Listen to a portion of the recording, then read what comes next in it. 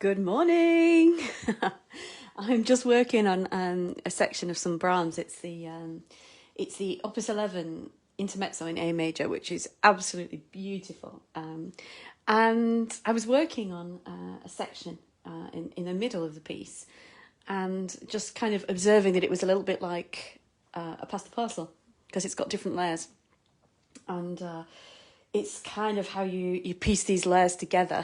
So when you're on the live, please do say hello. Just let me know what you're having for your breakfast or something like that. I haven't actually had breakfast. I've had a cup of coffee, and I've got a cup of tea. I've got my cuppa here with me.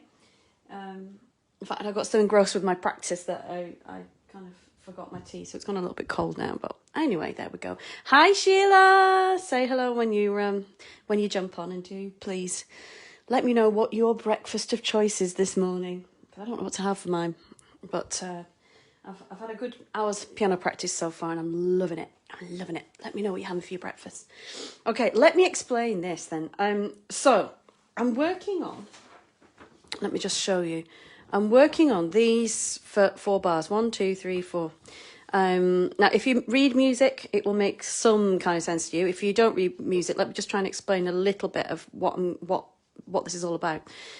You've kind of got one main tune, but the weird thing is, often when there's a melody line, often it's at the top of the texture, which means that you tend to hear it more clearly. Now, this is a little bit different in that it's in the middle. And it's split between the 2 hands. It starts there, and then it goes on into the left hand, left hand, left hand, left hand, then goes into the right hand, right hand. So you've got a melody there. Then you've got a counter melody over the top, which I'll show you in a second. And then you've got all this kind of accompaniment chord stuff going on. So, and then you've got to balance it all and make it sound musical and get your pedaling right. Kind of crazy. So let me start by showing you the actual melody line. That's split between the hands, and I think you can probably see how it works between the hands. So it starts in the right hand like this. Just turn it up a fraction. And it goes to your left. You see how it's split between the 2 hands. And then you're thinking about how you shape all of that. So let me try that again, so I can think about the shape of the melody. But notice how it goes between the 2 hands. But the 2 hands have got a lot more to do than that. This is just the kind of skeleton of what's going on here.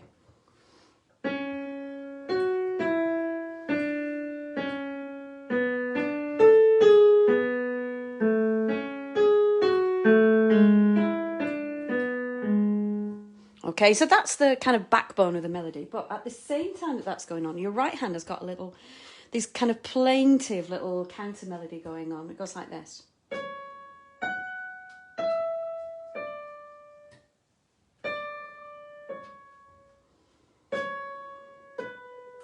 It's marked espressivo, it's marked expressive. Can you hear like the little sighs? And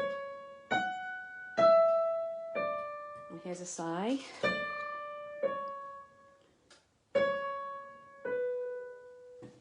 So then the first thing is putting those together before we put the rest of the accompaniment into it. Let's see if I can actually do that without the rest. This is tricky because I'm missing out a lot of notes here. So I've got the main melody, which is in the middle of the texture, with a little sighing melody over the top. Let's see if I can do that.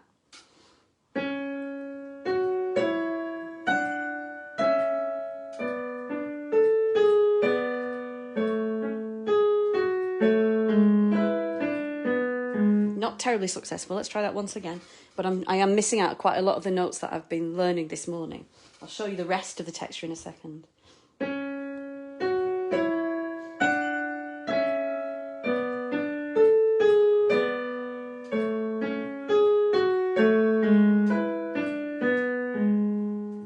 Okay, so there we've got the main melody in the middle of the texture. Then we've got the little sighing melody over the top. And then we've got the accompaniment. So the accompaniment is a little bit, you'll hear the melody going on as well, but the accompaniment is kind of chords, really sort of flowing, broken chords.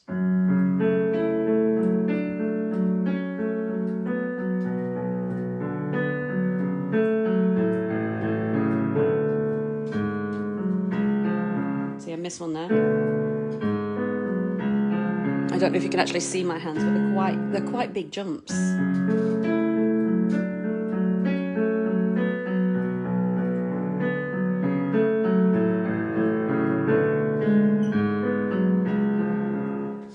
And then the trick is to put all three together.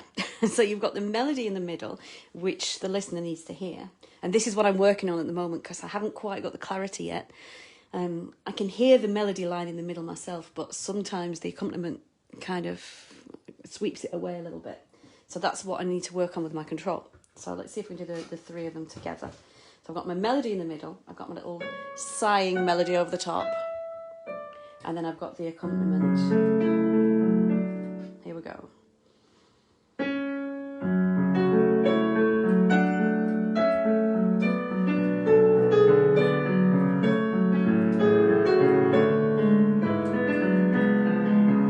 So I can hear that some of the are a little bit too loud. So I'm probably going to just slow that down a little bit so I can hear what's going on.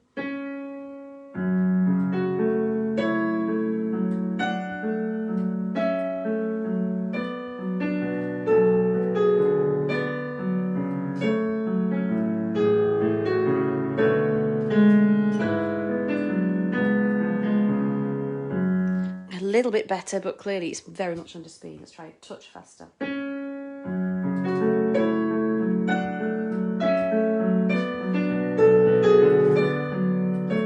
Start again.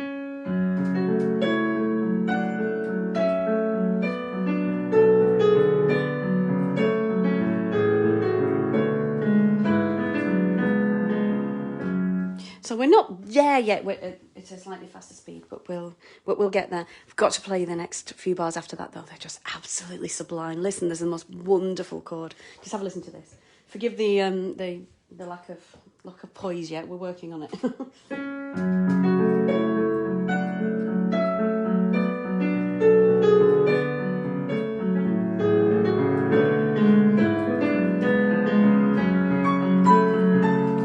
This is the bit I don't know yet.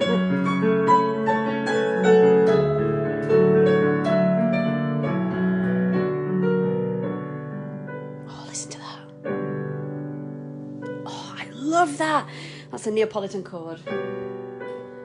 Listen to it. If you put that in context, oh my word, I'm in love with it.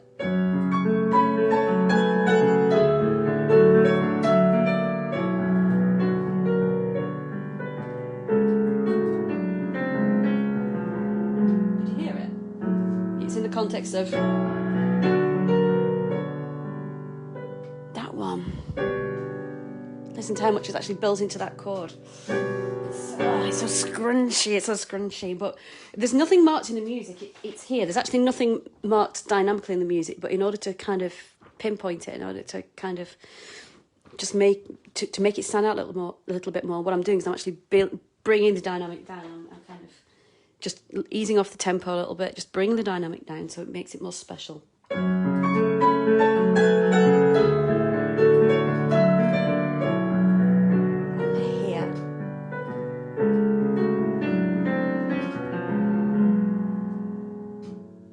So I'm going to leave you as I carry on working on the voicing and the balancing of the Pass the Parcel bit. Have a good morning.